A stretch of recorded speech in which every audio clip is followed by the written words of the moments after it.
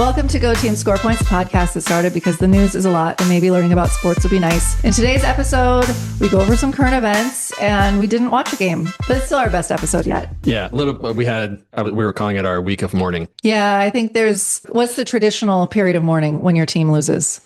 8 months. 6 months? Okay. Yeah. I mean, the universe was against us. It was, August was sick. Birdie was sick? Birdie was sick. Busy week of work. Yeah. So I just could only get done what really needed to be done. But there's actually sneaky kind of a lot to talk about, which is fun, even not with a game that we watched. We start with current events, right?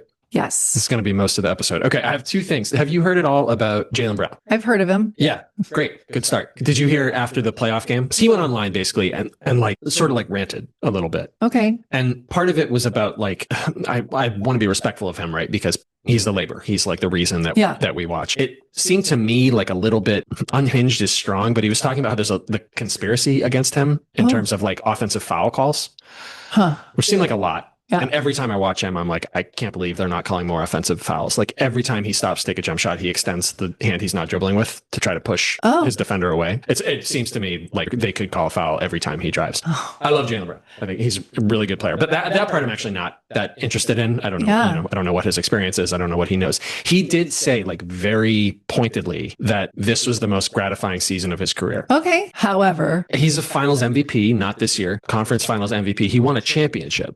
Mm-hmm. And he put this season above. Makes sense. That season. Don't you think it makes sense? I guess. Why? You tell me. Because he got to really shine. Yep. He was the star of the show. So like the flip side of that, or like the implied truth of that same statement is like he wants his own team. Yeah. Yeah. So always a bridesmaid, never a bride. Yeah. I mean, do you think he'll be on the Celtics next year?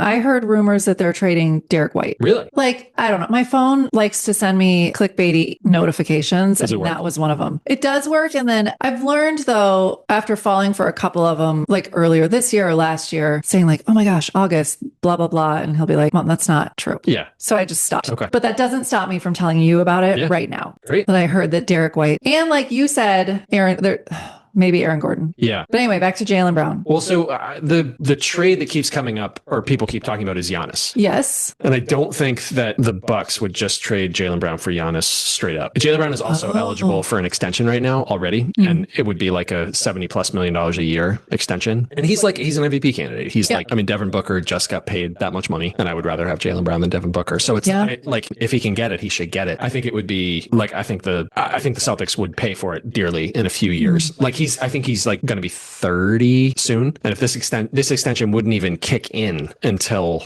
like 2 or 3 years from now. So extension, meaning he's good for a few years and then they extend it more like.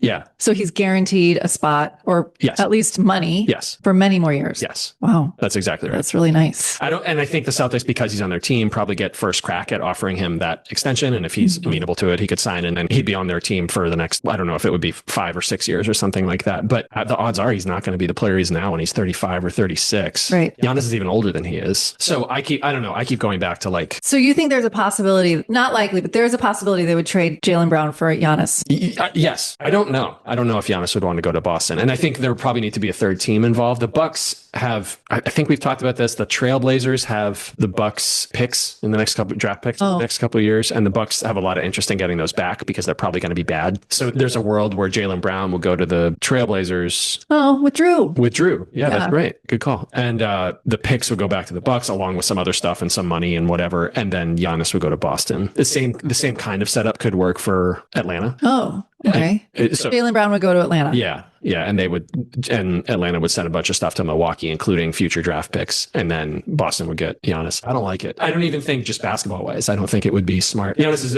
2 years older. He's got a ton of mileage on him. He plays like a crazy physical brand and he's been hurt a lot. So my mind goes to like, if they're going to move off Jaylen Brown, like what is the most future stuff they could get for him? Like moving off him early, but it's going to get weird, right? Because he's going to want an extension. Would you want to trade him for Aaron Gordon? No. Why not? That offends me. How dare you? How dare I? So kind of the same reason as you. I think Aaron Gordon's great on the Celtics, but I don't know that he's ever going to be like 100% healthy again. And like, I think his absolute apex as a player, which was incredible, is probably behind him. Sort of feel like that about Jaylen Brown too. But I always wonder like what the balance is for the management of like the general manager, Brad Stevens for the Celtics, of like what's the actual goal? What is his mandate? Is it to win a title? Right. Is it to like be competitive and have like a team that puts fans in the stands? And then like, because if it's to win a title, I'm not sure that that's going to happen again with this iteration. I think they would probably need to regroup a little bit and get some young, cheaper talent to augment a couple of stars. Anyway, my guess is that he'll be on the Celtics. It does bring me back. I feel like the NBA is really missing the boat in not providing some salary cap relief for signing homegrown talent. This would be like the second supermax extension that Jaylen Brown has signed. It seems a bit unfair. Like the Celtics drafted well and won a lot of games and set him up to succeed. So he's worth a lot of money. And now they're like, if they want to keep him on the team, which they should, right? That's like a fun thing for fans and for, if Brown and Tatum played their whole career together, that'd be incredible. They were both drafted by Boston because they were shrewd and savvy a decade ago, and that it would put them in a financial position where they really couldn't be successful if they want to keep those two guys feels wrong. But if it was the 76ers who were doing this, maybe I'd be happy. Yeah. That they couldn't keep all that talent. I don't know. Right. I don't know what to think about that. He did go on the next day. He went back online and was like, I want to be in Boston. He explicitly said that. Yeah, there was. I think his agent was on the phone with him. I don't know. I haven't watched the video, but apparently there are like Boston Twitter people, like Boston Celtics, like kind of just fans who have like a big Celtics Twitter presence who were like in his house, like with Jaylen Brown, which seemed like a security risk to me. But anyway. Wait, like they were at a party at his house? Or they like when he was doing this Twitch thing, when he was online after the game, there were like people in his house that were just like Twitter Boston Celtics people, not affiliated with the team, just fans, super fans. Yeah, I don't know who told him like, hey, you gotta go fix that. You gotta go fix that. So anyway, I don't know what'll happen. I guess my money right now would be on that he'll be on the team next year, but I actually don't think they're going to sign him to a supermax extension, and I wonder how contentious that's going to get.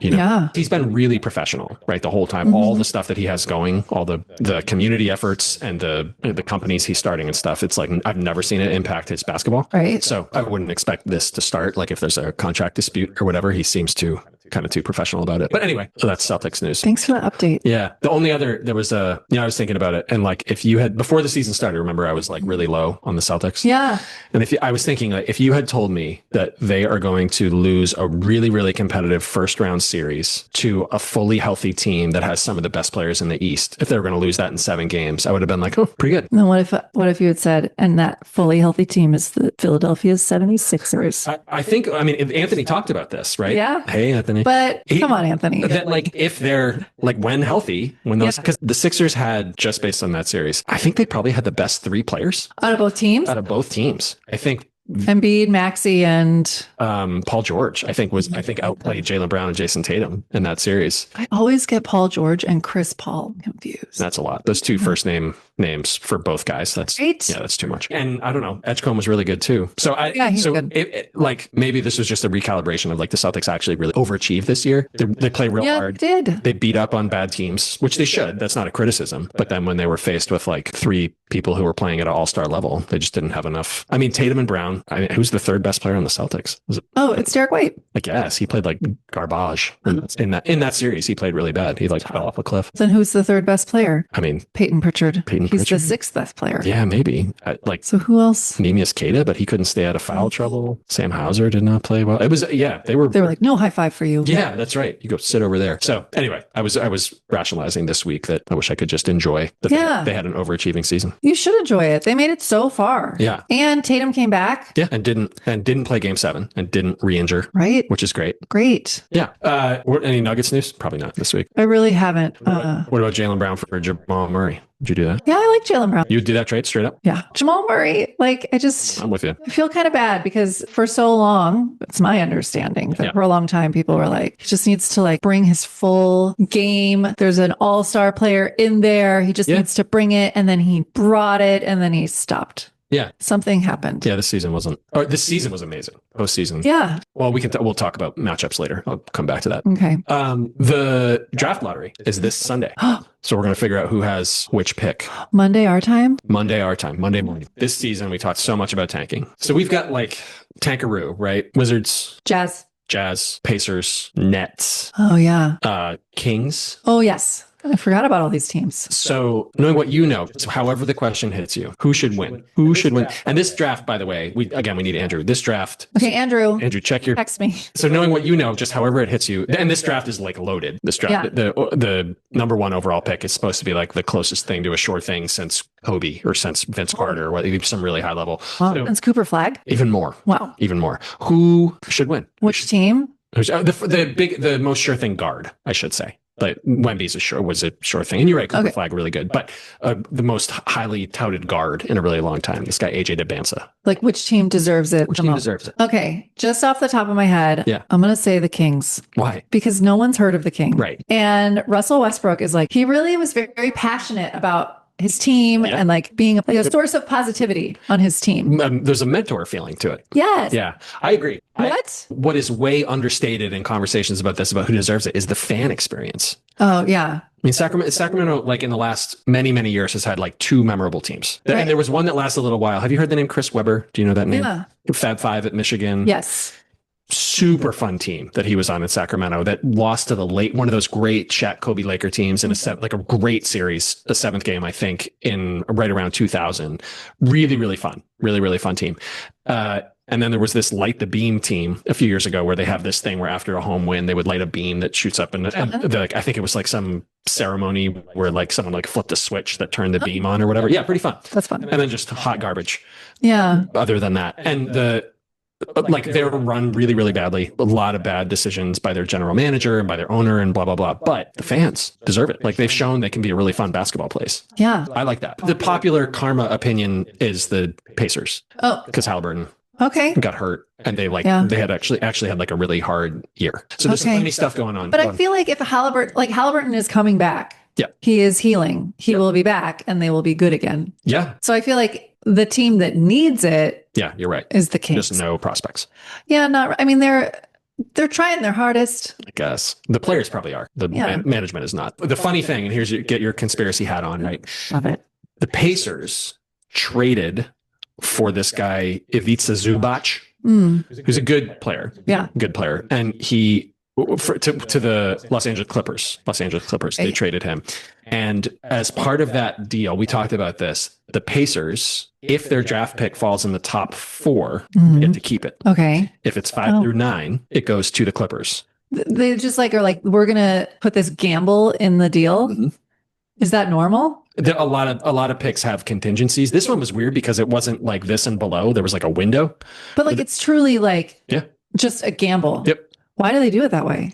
I would assume that the other team would determine like, okay, this actually is worth it for us now. If there's a chance we also end up with a draft pick or a draft pick this year or whatever. But remember, the league is mad at the Clippers, right? For the aspiration deal. Still, yeah. Which, by the way, they still haven't. Remember, Anthony was on forever ago. Hey, Anthony, and they and was talking about like, is this? We were talking like, is this going to continue to be a story? And it went away. And when was the last time your phone blew up about it? Right. It's like October, September. Yeah, totally. Yeah. So it sort of went away, but I would imagine the NBA is angry that the Clippers circumvented the salary cap, right? And so if the NBA decides we don't want the Clippers to have a good lottery pick, then they would need to fix it so that the Pacers are in the top 4. I can't wait to see this play out because I am convinced that I don't think it's a conspiracy. I mean, people who believe in conspiracy theories don't think they're conspiracy theories. Right. So anyway, it'll be interesting. There's a couple other. I think like the Thunder have a chance to get another. Come on. Good, I know. Another good draft pick, and maybe still as part of the deal that they traded Paul George to the Clippers and got Shea back. Oh, but at that time he wasn't yet MVP Shea. So okay. All right. Those are my 2 current events. So we find out. What do we find out on Monday? The draft is actually happening. No, we find out the order that teams will pick in. And then when do they actually pick? That's in July? Sure. Okay, later. Yeah, after post-finals, So the other thing is that trades can happen once teams know just how valuable these picks are. More trades can happen. Oh. So like this Jaylen Brown thing. Yeah. Right. If one of those teams, Portland, Atlanta, whoever else might ends up with a really high draft pick, and that's interesting to the Bucks, they might be able to do a 3-way thing where the Bucks get that pick, the Celtics get Giannis, and whoever that third team is gets Jaylen Brown. Maybe. That is all very confusing to me, and I look forward to seeing it. Let me try again. You know how they can trade picks. But that is still confusing. Okay. So let's talk about the Bucks and the Celtics, right? And Portland. Sure. Fine. Let's do a scenario. These are future picks. When? Those not this year. 2029. Sure. Something like that. This year, the Hawks get the Pelicans' first round pick. Okay. So the Pelicans will get a ping pong ball. Yes, exactly. And they'll be like, okay, you're number 8. Yes. And then the Hawks are like, not so fast. We agreed. That's right. 3 years ago that you would give that ping pong ball to us. That's right. Got it. And then the teams that might be involved in trades at that point, I mean, there is a type of trade where you trade for a draft pick, you don't know what it's going to be. But there are also trades where you, like, once they know this summer, once they know when the draft pick is going to be, the Hawks, the Celtics, and the Bucks might say, okay, that number 8 pick that you just said is actually worth it to us. And the Hawks might say, okay, we want Jaylen Brown, and the Celtics might say we want Giannis, and then they could switch those. The difference being that the Bucks would actually know what number that pick is, as opposed to just a first round pick we're getting. So, okay. Do you remember last summer the Nets traded Cam Johnson? Yes, for Michael Porter Jr. It was and a 2030 round. Oh yeah, one first round draft. Yeah, they don't know what position that pick will be in the draft. Right. What if the Nuggets pick 30th? The Nets get it. If the Nuggets pick second, the Nets get it. Right. If they're selected to pick second. So in that trade, both teams knew we don't know how good this pick is going to be. Right. After the lottery, the teams will know how good the picks in this coming draft are, which might clarify trades for some teams. They can still trade those picks. Okay. After they know the position it'll be in. That's all. Okay. Yeah, it's a lot. It's a lot. Did you look at the results of the Athletic player survey? I just barely read it, but I think there's only like 4 questions here. Okay. So every year, the Athletic does an anonymous player poll, right? I think that's right. Yeah. And there's 4 questions. And the first one is the integrity of the game in danger? 74.6%. You're a math teacher. We're going to round that up to 75%. Yeah. Okay. 75% of players who answered this question, there were 142 players that answered, said no. Their integrity is not at risk. Now, there is a spot where they could write in some answers. So we have some narrative answers. I don't think we have an integrity issue. It's almost like the beginning of possible issues that could happen because of gambling. Yeah. Thank you. The gambling with social media is a dangerous combination. It has too much of an impact on the game, said another. See? Okay, good. We go out and I can hear a fan say, please get 11 points. You know what I'm saying? I just feel like they're messed the game up a little bit. Well, so if you're going to, this might be the wrong extrapolation, but I would sort of guess that a lot of that will come down to how many of them have heard of, either been directly involved in or heard of some gambling thing actually affecting something. So 1 out of 4 players has had that experience. Or it just doesn't sit right with them. Yeah. And maybe stories travel. Maybe if you've heard of it, that doesn't mean that it's affected you or someone on your team. You just know that it has happened. Another player said, any serious issues facing the NBA are overshadowed by the talent coursing through the league. I really feel like with the Wembys and Lucas and even still LeBron, they drove so much attention that even now some people like myself forget that most of that stuff even happened. But it still happened. I didn't ignore it, but I don't think the integrity of the game is at stake. So I guess he's saying like the players are saving the league from the focus being on gambling or scandal. I think that's right. The star power and the high end product makes people forget about that. Yeah. Yeah. Okay. How much of a problem is tanking? 159 players voted for this one, which is more than the last one, more responses. 43% said it's a little problem. 28% said it's a big problem. And 28% said it's not a problem. Yeah. So the response from the players generally seems to be like, there were some who said like, it's really bad. The league needs to do something about it. I'm salty on this one, is what someone said. But then a lot of people said, like, as I'm summarizing, but kind of as a player, you kind of just do what you're told. And if you're on the court, you're trying really hard. Someone even said it gives some people some opportunities to shine that wouldn't otherwise get that, which makes a lot of sense to me. Like the day-to-day of like, you sort of do what you're told and like you take every opportunity you have. Yeah. And some people have probably got bigger contracts because they were featured on a team that was tanking and someone was like, oh, that guy can actually play. So it generally seems like people weren't that fired up about it. If you were a commissioner for a day with broad power to push through any change, what change would you make? Ooh, open response. Whoa, this is fun. Okay. 153 responses. Huh. All right. 10% said no back-to-backs. That makes sense. Yeah. No. 10% said fewer games. Makes sense. 10% said rule changes in favor of defense. That one surprises me a little bit. Yeah. Maybe with like the Lucas and the Embiids and the Jaylen Browns, like all the, the people who basically kind of impossible to guard, right? These guys who are really good at baiting fouls, Shea. Yeah. So there's like nothing, there's nothing you can actually do to stop them if they're that good at that skill. So I wonder if that means like allow a little bit more contact. 4% said end betting relationships. 4% said more personal freedom of expression. I wonder what that means. Then you can untuck your shirt probably. Oh. Advertise your brand on the bottom of your jersey. Yeah. Yeah. Maybe. 4-point line. 4-point line. That's fun. 3%. Yeah. One player wants to outlaw all foul shots until there are fewer than 4 minutes left in the quarter. I love that. Another wanted to ease customs restrictions going into and out of Canada. They're like, listen, they sell these cookies at the airport and they are shaped like maple leaves. And my family wants me to bring all of them back. Yeah, but that duty-free line is long. Yeah. Just let me buy them. Yeah. I got the money. I'll pay the duty. Yeah. All right. That was the player survey. What would you do if you were commissioner for a day? Running clock. Running clock. Fewer games. Like if I had to pick one thing, it would be fewer games. Yeah. Yeah. It's got to be games. It's got to be games. Yeah. Those are, again, the format's different. Those are current events. You want to talk through playoff series real quick? Sure. Okay. I have not watched You don't have to.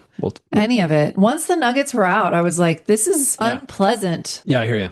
So Sixers. Yeah, good job, guys. Are down 3-0 to the Knicks. Oh, to the Knicks. Yeah, but they beat this. I mean, no offense, but they did great. Not offended. The Knicks look real good right now. Well, yeah. The other Eastern. Wait, speaking of the Knicks. Yeah, go. This afternoon, I went and watched the movie The Devil Wears Prada 2. Okay. This is not an endorsement for that movie. I did not like it. Okay. But there's a cameo by Carl Anthony Towns. Oh, really? Yeah. Wow. Good for him. And you watched another Hustle? Oh, Hustle. Yes, I watched the movie Hustle. It was good. And who was your guy? Anthony Edwards, the basketball player, is also an actor. How confusing is that? I was like, oh, my whole Anthony Edwards, the actor versus the player, is out the window now. Yeah. He was Goose in Top Gun, right? Yes. Yeah. But he was also, I can't remember the guy's name, but he was like the bad guy, like the villain in the movie. He was good? He was great. Okay. Okay. What were we even talking about? The Knicks are up 3-0 on the 76ers. There have been a couple of good games in that series, but not super close. Everyone's saying the Knicks are going to win the East. They're they're not the pretty Pistons. good. Well, so the Pistons, after going 7 games with the Magic, have won 2 games against the Cavs. Okay. And they play again tomorrow morning for us. Those games have been like competitive in the last 5 minutes, but it never, I watched like the last little bit of each of them and it never really felt like the Cavs were going to win. I think Cade Cunningham's the best player in the series. And this guy, Evan Mobley, who's a good player for the Cavs and everyone's waiting for him to like take this leap to be like all world. And he just has not looked good in this series. It's tough. So it looks a lot like it's going to be Pistons Knicks in the Eastern Conference Finals. And everyone's like already punched the Knicks ticket to the finals. Oh, okay. I don't know. I'm curious. The Spurs have been playing Timberwolves. Yeah, that's right. Yeah. So the Timberwolves won the first game of that series. Right. And everyone was like, okay, here we go. Yeah. And then the Spurs have won the last 2. Game 2 was not close. It was like 40 points or something. It was a huge win by the Spurs. Game 3 was closer today, but I think the Spurs won by like 7. Wemby had some awesome line, close to 40 points, I think, and a bunch of rebounds and stuff. I think it seemed like he was the best player on the court there. And then the Lakers have not really provided any resistance to the Thunder. I don't think they can. I don't either. Luka, I don't think is supposed to be back maybe at all this series. And without him, it's not. It's kind of weird. I keep on checking the score in the first half of those games and it looks like the Lakers are hanging around. They're behind by 4 or 8 or 10 or 4 or whatever. And then just kind of over time, they just run out of steam. They can't seem to keep up. So looks like we might get the Spurs Thunder, which will be fun. Yeah. I feel like kind of like the real finals, maybe. Yes. And then we'll see what happens in the East. I don't know. Do you want to do MVP, LVP? What we learned? Most confusing part. Do you have an MVP for this week? Okay. My MVP is going to be Carl Anthony Towns. Nice. For his cameo in The Devil Wears Prada 2. Yeah.